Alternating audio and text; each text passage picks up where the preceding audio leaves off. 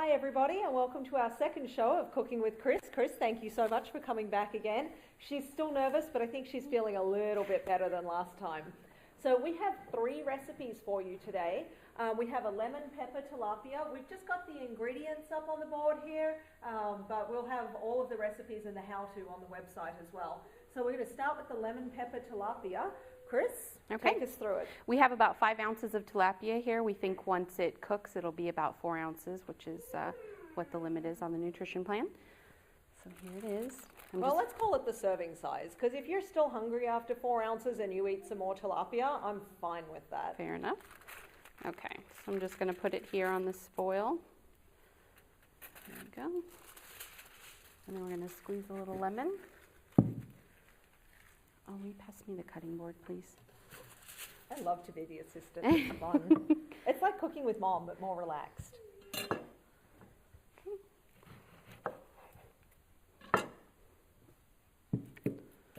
This way again, right? Yes. Squeeze it right into here if you like. Okay. I love this thing. I have to get one now. It's the best. Okay, so we're going to put a tablespoon to 2 tablespoons of lemon juice. I'm just going to put 1. Obviously, if you're making for your entire family, you can up the lemon juice. But I think 1 for 5 ounces is perfect. You just want to drizzle it all over the top. Hopefully you can't hear through the microphone, but we have my puppy in the studio and I've tied her up off camera. And she's very upset that she's not over here with us. So if you hear the screaming and crying in the background, it's my puppy. She's not being tortured. She's just upset that she's on the couch. Okay, let's keep going. Okay, now I'm going to put a good amount of pepper on this, hopefully. Just like so. Our camera guy, Jason, looks really happy because he knows he gets to take this home. Do you like pepper? Later. Yeah. I was going to say, hopefully he likes pepper. And that's it. I've added cilantro to this before, put a good amount of chopped cilantro in there, and it tastes really good. So what I'm going to do now is just fold this over. The fish tends to dry out in the oven when you bake it. So I'm just going to make a little pocket here, like that. And then you bake it in the oven for about 20 to 25 minutes at 400. And for tilapia, you know when it's done, when it's white all the way through. You can also do this with salmon. In salmon, you put a fork in it and it'll flake up and it's not translucent in the center anymore. It'll turn nice and pink in the center. And that's when you know it's done. Okay, so that's pretty quick, very simple. The recipe did say to tent the foil, and I noticed you just kind of gave it a little squeeze. Yep, and like just a little bit, because it'll allow the steam to kind of circulate throughout the aluminum foil and cook the fish evenly. Okay. Yep. Cool. That's it. That's really simple. Very simple. Jason, there's your lunch. Okay, so our next recipe is a baked eggplant. This is Chris's recipe, and this sounds pretty good. I haven't tried this one out before. So, okay, let's go. Here's our eggplant. Got it. And this.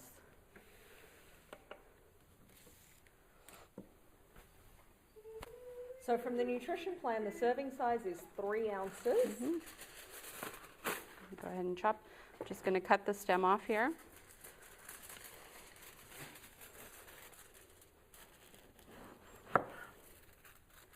I always wondered how much to cut off. You only need to cut off the green bit, not all the way down to where the seeds are. This is good eggplant right here. So, and then I'm just going to cut it into discs, about a ½ inch thick to 1 inch thick. Okay. Ooh, fingers away from probably life. Maybe 2 for 3 ounces. Okay, that disc there is just 1 ounce. So that's about the size of my palm. I have fairly small hands, and it's about a ½ inch thick. Now we're up to nearly 2 ounces. Great.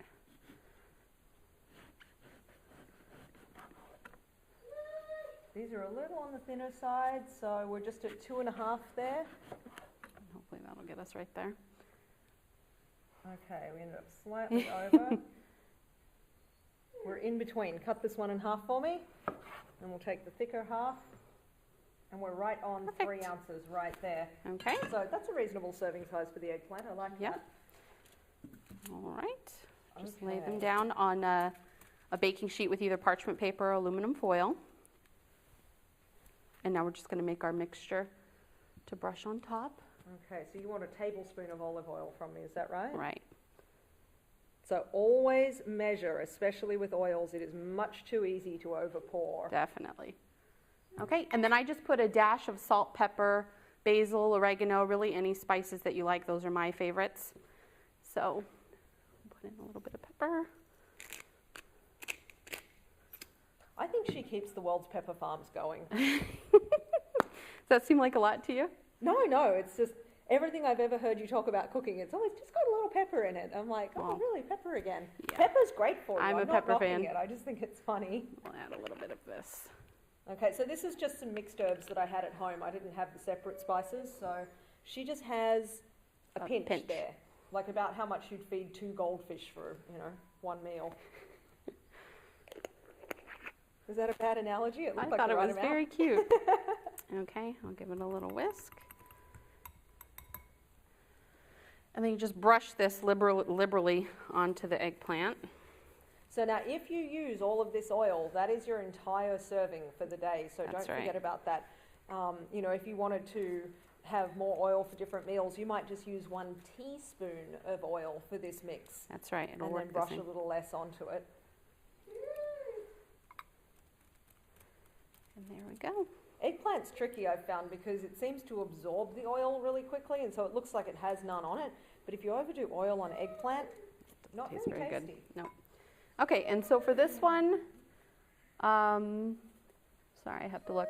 We're going to cook it at 400, probably for about, for this amount and how thin they're sliced, probably only 15 minutes or so. But it's going to get golden on top when it's ready to come out, and it'll be tender, and it'll taste really good. So that's the eggplant. That simple. Yeah, very simple. Now it does have a teaspoon of lemon juice here. Oh, I'm sorry. Yes, after you take it out of the oven, you can put lemon juice on the top just to give it a little extra kick. But that's teaspoon sprinkled? Just a little tiny bit sprinkled on all of the pieces, and that's optional. If you don't like lemon, then obviously don't put it on, but I like it. Okay, great. That's simple. Can you see that from there? That looks really good. Awesome. Okay, so we have one last recipe, and we're going to thank Christy from Florida for this one. This sounds really good. It's a slushy. Yep. Okay. So, all right. Well, I guess I'm kind of the master of ceremonies over here. So we can switch if you want. let's do that. There you go. Okay. And do we have a measuring cup? I forgot my measuring cup. I remembered all the little spoons, and I forgot the cup. The serving size for the ice is 1 cup. I'm sure if you had just 1 cube over or under, I'm sure that would be just fine. I'm going to guesstimate that this is about 1.5 cups of ice, just a regular red party cup. So if you just want to guess that one out. Okay. And next time I'll write my list more carefully. That should be that good. Looks about right. And then we're going to add our strawberries. This is just about 5 ounces of strawberries. We measured them earlier. Right. And they're really super ripe, so they smell amazing. And then we have 1 packet of stevia. And I have the stevia packets in the raw here. Now, what's the difference between the liquid and the powder packets? I think they've literally just dried out the liquid and made it powder, or maybe it goes the other way. It is an herb that grows, green in the ground, so maybe this is less processed. I actually don't know. Okay. I would say with the liquid for this, I would be adding maybe 5 to 10 drops, depending on how sweet you like things. I don't go so sweet, and I really like super ripe strawberries, so I'd probably put very little in for myself. Okay. Do we want to switch the microphone off for the blender? I got it.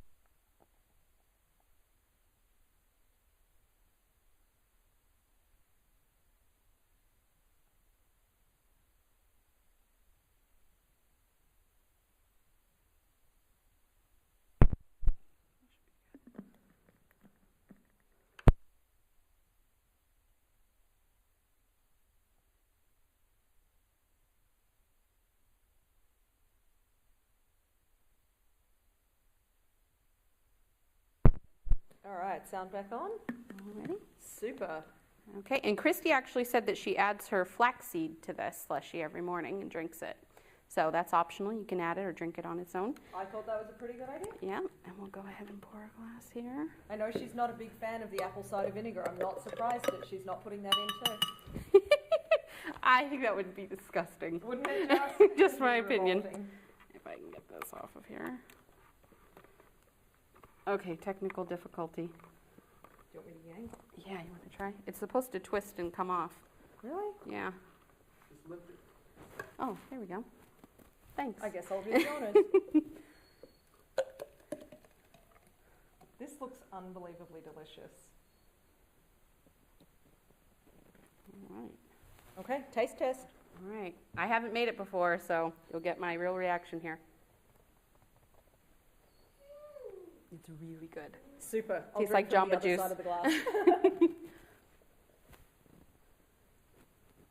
Wow. Yeah. Christy, you rock. This is amazing. Very it's a good. little sweeter than I would go. I'm not a really super sweet person, so I don't even know if I'd add all the stevia, but Those were really ripe strawberries too, though, so I guess Yeah. it would depend on the ripeness, or just add a half a packet if you Wow. don't like it sweet. that's amazing. Very Thanks, good. Christy. Yeah, you could totally share this with your friends, feed it to your kids. This is a really good alternative. I love it. Yeah. Thanks very much. All right. Well, I guess that's about it. Thank you for joining us for our second show. We'll see you again next week. Bye.